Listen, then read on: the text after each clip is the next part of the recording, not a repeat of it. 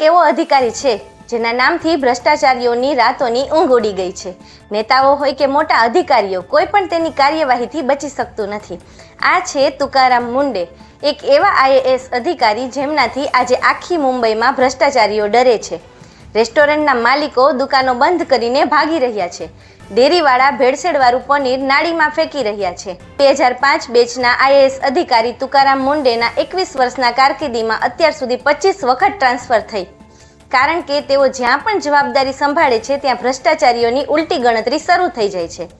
આજ સુધી કોઈ તેમને ખરીદી શક્યું નથી।